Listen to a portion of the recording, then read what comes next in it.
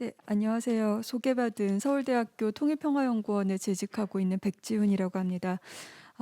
저도 간단히 제가 소속하고 있는 기관 소개를 좀 드리면은요. 서울대 통일평화연구원은 서울대 본부 직속 연구원이고요. 2006년에 통일연구소로 시작을 해서 이후에 그 통일평화연구원으로 지금 이제 됐는데요.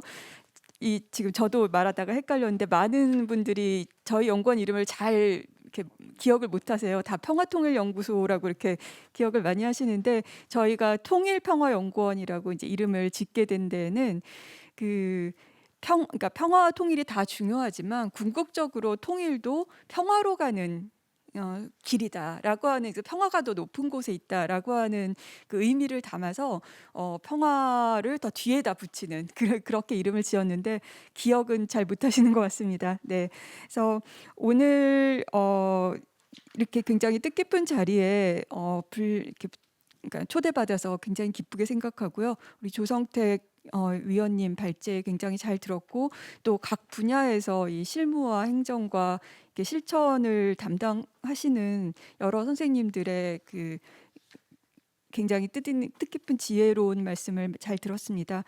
저는 아무래도 학교에서 왔기 때문에 좀 제가 학생들이랑 아니면 대학에서 이런 평화나 통일에 대한 교육 프로그램을 좀 이렇게 운영해 왔던 경험을 가지고, 마침 또 이렇게 그 실무를 하시는 분들 앞에 좀 제가 제안도 할 기회가 별로 없을 것 같아서 좀 연계해서 그런 제안을 드리는 자리로 한번 마련을 해보려고 합니다.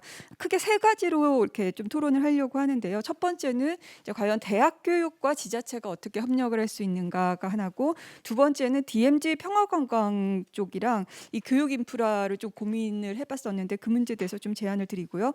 그다음 세 번째는 오늘 발제에서도 그 평화경제 특구 이야기가 나와서 거기에 대해서 좀 제안을 드리고자 합니다. 어,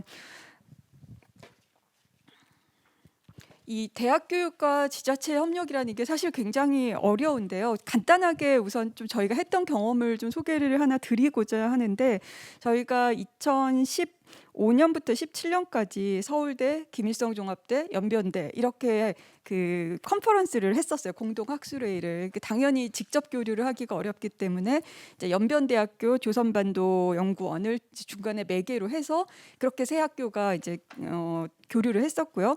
주제는 이제 이를테면 뭐 고등교육의 발전과 전망이라든지, 뭐 대학교의 학과 건설을 어떻게 할 것이라든지, 이런 사실 굉장히 그 김일성 종합대 교수들이 관심을 가지고 있는 굉장히 그러니까 비정치적인 주제를 가지고 진행을 했었고, 그 자체는 사실 굉장히 감동적이고, 저도 이렇게 전에 직접 그 북한은 못 가봤지만 그 중국, 그러니까 연변에서라도 이렇게 김일성 종합대 교수들과 교류를 했던 게 굉장히 지금도 이렇게 생생하게 기억에 남는데요.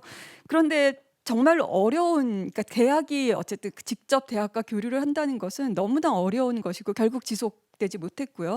우선은 행사 뭐 시작하기 한 3, 4일 전까지만 해도 북에서 정말 교수들이 내려오는지를 알 수가 없는 상황에서 진행을 해야 되고, 그러다 보니 전적으로 이 연변대학교의 그 매개 역량에 전적으로 의존을 해야 되는 이런 상황이어서, 이거는 계속하기가 너무 힘들다고 해서 좀 하진 못했는데 좀 굉장히 아쉽습니다. 이런 굉장히 뜻깊은 자리였고요. 그래서 이제 결국은 이제 발제에서도 말씀하신 것처럼 이제 간접 교류가 될 거고, 그 간접 교류라는 것은 결국 어떤 상황이 됐을 때, 우리가 언젠가 직접 교류를 할 수 있는 상황이 됐을 때 이 준비가 되어 있어야 되는 이제 그런 교류를 해야 될 텐데요. 저는 우선은 그 이제 대학의 입장에서 도대체 이 지자체와 대학이 어떻게 협력할 수 있을까라는 생각을 해봤을 때, 저희가 이 통일부에서 통일교육 선도대학이라는 프로그램이 있었어요. 그래서 저희가 2016년에서 2019년까지 4년간 지원을 받았었는데, 그 사업을 좀 제가 담당을 해서 이제 진행한 입장에서 하고 나니까 사실 굉장히 의미가 있는 사업이었다는 생각이 들어요. 그래서 저는 그런 사업을 좀 지자체도 벤치마킹을 할 수가 있을 것 같은데요. 이를테면은 어 제가 한번 찾아봤어요. 네이버에서 한번 찾아보니까 경기도 소재 대학이 46개 정도 되는 것 같은데요, 전체. 근데 그중에서 이런 통일과 평화 분야에 대해서 연구를 하거나 교육을 하는 기관을 그냥 제가 아는 분야만 찾아봤는데 빠진 것도 있을 수 있습니다. 봤을 때 저희 서울대 통일평화연구원이 지금 작년 8월에 시흥 캠퍼스로 왔기 때문에 저희가 경기도에 있고요. 그다음에 신한대 탈분단 경제문화연구원이 있고 신한대와는 저희가 교류도 좀 많이 하고 있고요. 대진대 통일대학원, 뭐 가톨릭대 평화학 전공 이런 식으로 이렇게 몇 군데가 벌써 있는데요. 좀 이런 지자체에서 이런 평화교육 혹은 통일교육의 어떤 콘소시엄 같은 거를 만들어서 좀 지원을 하면 어떨까? 그렇게 해서 그 콘소시엄을 만들어서 그러니까 뭐 경기도에 뭐 경기문화원이 경기연구원이 될지 경기문화재단이 될지 아니면 아까 평화협력교육국도 있었는데요. 그것과 그 컨소시엄이 연계를 해서 어떤 프로그램을 진행하는 것 이렇게 하면 훨씬 더 각 대학에서 각자 하는 것보다 시너지가 훨씬 더 많이 났을 거라고 생각을 하고요. 제가 통일교육 선도대학 그 프로그램 했을 때 좀 그때 많이 그 통일부에서 이렇게 고무를 했던 게 타대학과 교류를 많이 해라라는 거였거든요. 그래서 그때 진짜 진행했던 것이 이를테면 여기 있는 이제 황해평화학교라든가 그다음에 황해평화학교는 그다음 주로 이제 인천의 교동이라든지 그다음에 한강하고 이쪽 접경 지역이고요. 동해평화학교는 이제 강원대, 뭐 강릉 원주대 이쪽이랑 연결을 해서 같이 학생들이랑 2박 3일 캠프를 했었던 것이고요. 그다음에 이제 세 번째는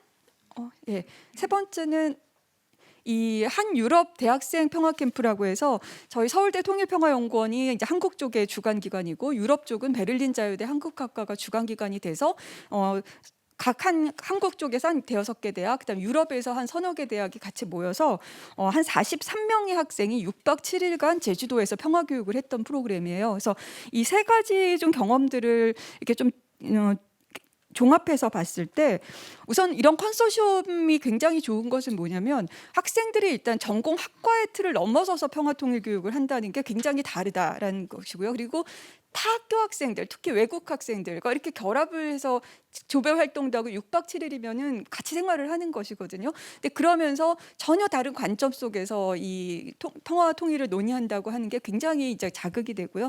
또 하나는 그 현장, 이를테면 교동에서 진짜 연백 평화를 본다든가, 그다음에 뭐 고성에 직접 가고 또 제주도의 여러 자산 유적이라든지 이런 것들을 보면서 그 현장의 전문가들과 만나고 지역 주민들과 또 이렇게 뭐 서로 구술을 통하든지 이런 걸 통해서 하는 그 수업이 훨씬 더 그 강의실에서 듣는 수업이랑과는 다르다는 것이죠.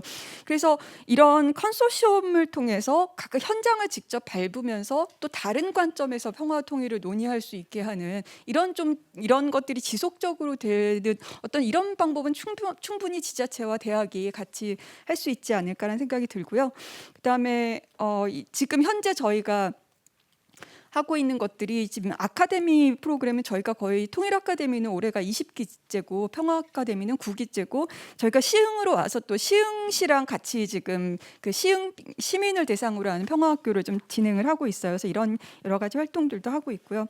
그래서 이제 두 번째는 그 접경 지역에 대해서 좀 접경 지역에 대한 인프라에 대해서 말씀을 드리고 싶은데 이 말씀을 제가 드리는 이유는 이런 아카데미나 이런 걸 할 때 아마 많이들 가시겠지만 정말로 그 한번 현장 실습을 한다 그러면 대부분 다 DMZ를 가거든요.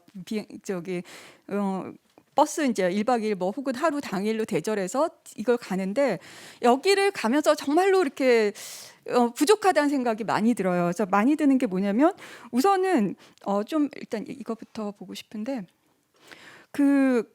제가 한번 찾아보니까 현재 DMZ를 따라서 평화공원, 뭐 평화박물관, 평화기념관 이런 게 지금 60개가 현재 있거나 건설 중이라고 합니다. 그래서 깜짝 놀랐는데요.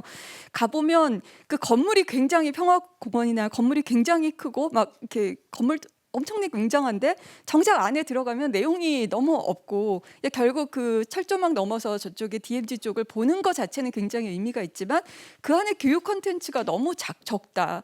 라고 하는 게 항상 아쉽다는 생각이고요.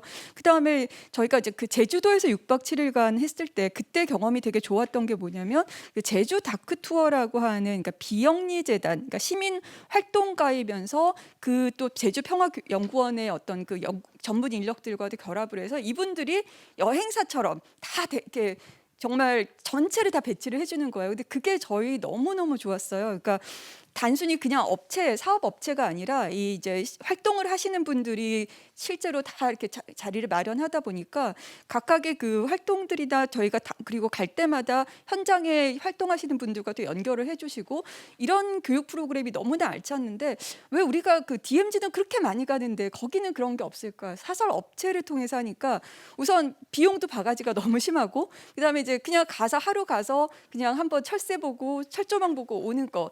왜 이 부분을 조금 더 내용적으로 충실하게 할 수 있다면 훨씬 더 좋은 그 관광이 될 수 있을 것 같다는 생각이 들어서 이 부분은 충분히 또 이렇게 지자체와 이런 시민 활동들이 결합해서 이렇게 지금 좀 업체들이 장악하고 있는 그 DMZ 관광을 조금 더 내용을 채울 수 있게 하면 좋지 않을까라는 생각이 듭니다. 그래서 그 중에 특히 하나는 그 제가 통일촌 박물관 같은 경우도 참 굉장히 좋았던 것 같아요. 굉장히 잘 만들었던 사업인 것 같은데 그런 것들을 좀 더 활성화하면 좋겠다는 생각이 들고요. 이렇게 제가 지금 보여드리는 사진은 제가 이제 학생들이랑 가끔 저희가 좀 재정적으로 여유가 있을 때 가는 곳이 그 대만에 있는 금문도와 마조도인데 바로 이제 우리로 치면 연평도, 백령도처럼 바로 중국에 바로 붙어 있는 대만의 섬이죠.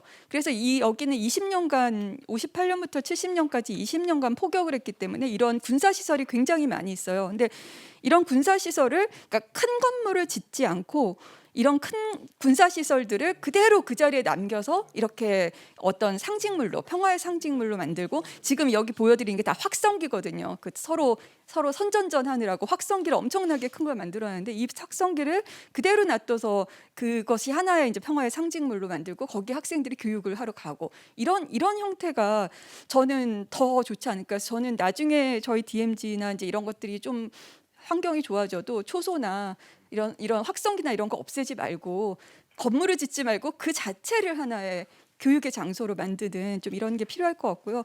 그다음 또 하나는 또 하나는 꼭 말씀드리고 싶은 게 학생들이랑 이렇게 교육을 하러 가면 하루 버스 대절해서 가는 거는 너무 소모적이고 적어도 2박 3일, 3박 4일. 그러니까 금문도에 가면 3박 4일을 가도 시간이 모자랄 정도로 할 일이 많아요.